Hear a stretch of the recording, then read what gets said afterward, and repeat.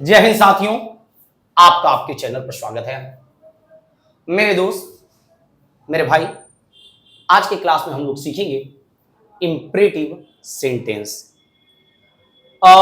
Imperative sentence के बारे में एक छोटी सी बात, प्रियांशु जी ध्यान रखिएगा। ऐसा सेंटेंस या ऐसा वाक्य जिसमें सामने वाले से अनुरोध किया जाए, या सामने वाले को आदेश दिया जाए, या सामने वाले को सलाह दिया जाए, तो ऐसी स्थिति में जो वाक्य बनेगा उस वाक्य को बोला जाएगा इंपरेटिव सेंटेंस। बहुत आसान सा है, आप ये वाक्य सीख जाइए, आप बहुत अच्छी इंग्लिश सीखने का प्रयास कर सकते हैं। मैं तो ये तो नहीं कहूंगा कि तुरंत एक बहुत अच्छी इंग्लिश बोलने लगेंगे, हाँ, लेकिन कुछ कुछ प्रयास आप करने लगेंगे इंग्लिश बोलने के लिए। जिस वाक्य में अनुरोध अर्थात रिक्वेस्ट किया जाए, आदेश दे दिया जाए, या सलाह दे दिया जाए, या सिंपल भाषा में समझिए कि सामने वाले को कुछ करने के लिए कह दिया जाए या न करने के लिए कह दिया जाए, ऐसा वाक्य किस में आएगा? Imperative sentence. और जैसे एग्जांपल के तौर पर पहले सुन लीजिए, यहां आओ, वहां जाओ, सामने वाले को कुछ करने के लिए कहा गया कि नहीं कहा गया? मेरी मदद करो, कृपया मेरी मदद करो, यहां मत बैठो, यहां मत आओ। यानी सामने वाले को जब कुछ करने के लिए कह दिया जाए, समझ जाइए कि वह इंपरेटिव सेंटेंस है। और इसका ट्रांसलेशन बनाना बहुत आसान है, एकदम इजी है। आंगनबाड़ी वाला भी सीख जाएगा। आइए देखा जाए और समझा जाए, समझने का प्रयास करते हैं, देखा जाए और समझा जाए। देखो, अच्छा, एक चीज ध्यान देना आप मेरे दोस्त, मुझे आशा है कि आप लोग समझ गए होंगे कि इंपरेटिव सेंटेंस एक ऐसा वाक्य होता है जिसमें अनुरोध किया जाए, आदेश दिया जाए, या सामने वाले को सलाह दिया जाए, या उतना बात न समझे, इतना समझे कि सामने वाले को कुछ करने के लिए कह दिया जाए या न करने के लिए कह दिया जाए। समझ जाइए कि वो क्या है, इंपरेटिव सेंटेंस। क्लियर बात? ओके। अब वाक्य को देखते हैं जी हम लोग। ये वाक्य को समझने से पहले, इसके स्ट्रक्चर को समझने से पहले एक छोटा सा चीज हमें समझना चाहिए। वह चीज है वर्ब। मुझे आशा होगा कि आप वर्ब के बारे में जानते हैं, और क्या बोला जाए, पार्ट्स ऑफ स्पीच वाला जो पार्ट है, पार्ट ऑफ स्पीच वाला वीडियो में मैंने वर्ब आपको बता रखा है। नहीं जानते तो फिर समझ जाइए। वर्ब मतलब क्रिया, वर्ब मतलब क्रिया। क्रिया नहीं समझ में आए तो कोई भी काम, सिंपल भाषा में, जैसे पढ़ना, लिखना, आना, जाना, खाना, ये सब क्या है? वर्ब है। तो जब भी इंपरेटिव सेंटेंस से संबंधित कोई वाक्य आप बोलते हैं, उसमें एक चीज ख्याल रखिएगा, वर्ब को सबसे पहले रखेंगे। वर्ब को सबसे पहले कुछ वाक्य समझते हैं, फिर हम लोग बात करेंगे। जैसे पहले एकदम छोटा छोटा वाक्य समझते हैं।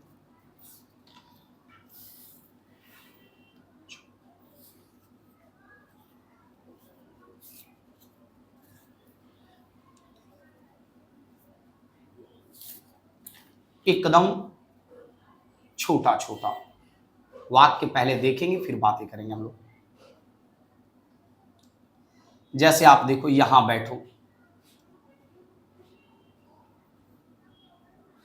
या लिख देता हूं थोड़ा सा कुछ अलग, यह किताब अथवा पुस्तक पढ़ो। अच्छा, दिख रहा है ये वाक्य, 4 वाक्य देखिए आप। इसमें हम 3 स्ट्रक्चर समझाएंगे आपको, राइट ना, और फिर उसके बाद ओके। पहले आप देखिए, पहले छोटा छोटा वाक्य, थोड़ा बड़ा वाक्य भी हम लोग सीखेंगे, घबराने की जरूरत नहीं। ओके, यहां आओ, यहां आओ, इसकी इंग्लिश क्या होगा यदि समझना है तो देखो। अच्छा, इसकी इंग्लिश आप क्या बोलना चाहेंगे? यहां का यदि मीनिंग नहीं पता तो मैं बता देता हूं, हियर।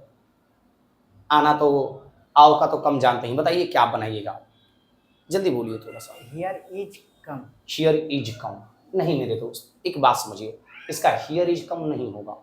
सिंपल भाषा में ध्यान दीजिए, समझने का प्रयास। मैंने बोला चीजें समझिए, इसका स्ट्रक्चर आप लोग। जब भी इंपरेटिव सेंटेंस उस वाक्य में देखिए सामने वाले को कुछ करने के लिए कह रहे हैं। यहां आओ, इसका मतलब किसी को कुछ करने का, यानी आने के लिए बोला जा रहा है, करने के लिए कुछ बोला जा रहा है। उसमें वर्ब एकदम सबसे पहले रखेंगे। कम हो गया, और कहां, उसके बाद जो वाक्य है या शब्द है उसको लिखिए, कम हियर, हो गया। यहां आओ, इसमें इज, आर, एम कोई भी सहायक क्रिया नहीं यूज होगा। ओके, यहां आओ, कम हियर। अब थोड़ा सा प्रयास करो, गलत या सही घबराना नहीं है बिल्कुल। वहां जाओ, क्या होगा इंग्लिश गो में? ही। गो ही। नहीं, ही मतलब वह होता है, वहां है, तो वहां का इंग्लिश होता है देयर, वहां का इंग्लिश गो देयर। देयर। तो इसका क्या होगा? Go there. ठीक है, लगभग कुछ कुछ समझ में आ रहा होगा। यहां आओ, कम हियर। वहां जाओ, गो देयर। स्कूल जाओ, स्कूल जाओ, गो टू स्कूल। मतलब काम को सबसे पहले बोलना है, काम को सबसे पहले। यहां आओ, कम हियर, मतलब काम सबसे पहले कराओ। ओके, कम हियर, ओके ठीक है। यहां आओ, कम हियर। वहां जाओ, गो देयर। यदि बोलना यहां बैठो, तो बैठना का इंग्लिश होता है सिट, SIT। तो सिट हेयर। सिट हेयर नहीं, here. Here. Sit here, sit here, okay, sit here, okay, कुछ ऐसा होगा नजारा। ओके ओके ठीक है। यह किताब पढ़ो, बताओ इसका इंग्लिश क्या बोल सकते हो? ट्राई करो, गलत सही कुछ भी हो सकता है, कोई दिक्कत की बात नहीं है। बहुत ज्यादा होगा गलत होगा, घबराया नहीं करते उससे। बोलो, रीड। Read book.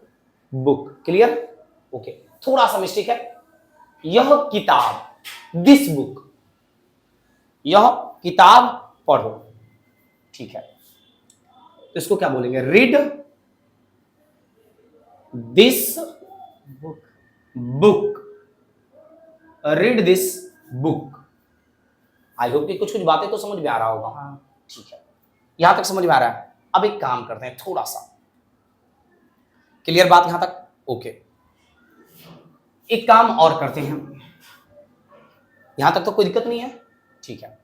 एक स्ट्रक्चर ये हुआ, लेकिन इसी स्ट्रक्चर में यदि आदेश, ये तो सब में आदेश था, एक वाक्य इसमें यदि हम अनुरोध कराना चाहें, तो जैसे हम एक वाक्य में जोड़ दे रहा हूं, जैसे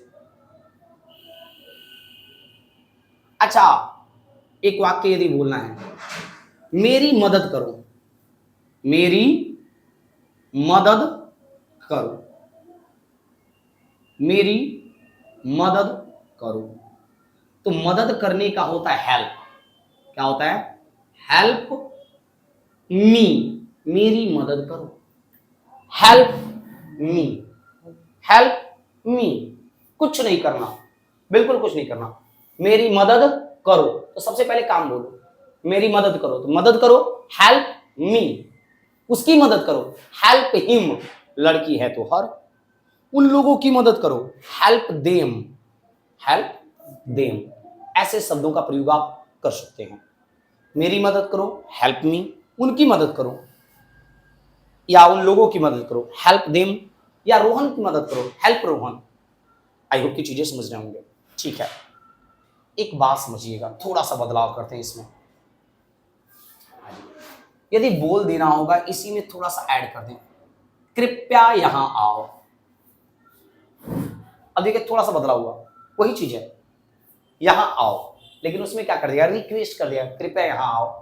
आप विनती कर रहे हैं, कृपया यहां आओ, आपको मान लो कोई जो काम है, मेरी मदद करो, इसमें बोले। अब किसी को बोलना कि कृपया मेरी मदद करो, कृपया मेरी मदद करो, तो कुछ नहीं करना। जब भी कृपया बोलना है तो सिंपल सा बात है,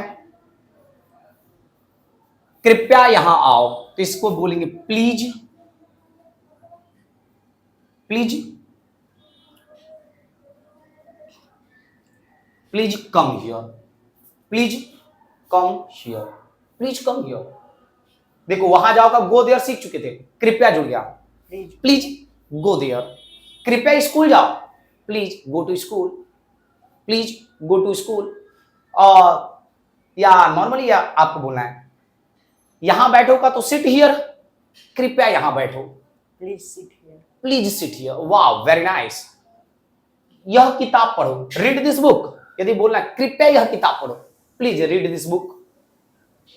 मेरी मदद करो, हेल्प मी, कृपया मेरी मदद करो, please help me. I hope कि आप लोगों को भी समझ में आ रहा होगा। ठीक है, आइए आगे बढ़ते हैं और चीजों को समझने का प्रयास करते हैं। क्लियर है यहां तक? ठीक है। अब ठीक है, एक छोटा सा बदलाव और इसमें कर देते हैं हम लोग, सीखने का प्रयास करते हैं। यहां तक बात समझ में आ रहा है?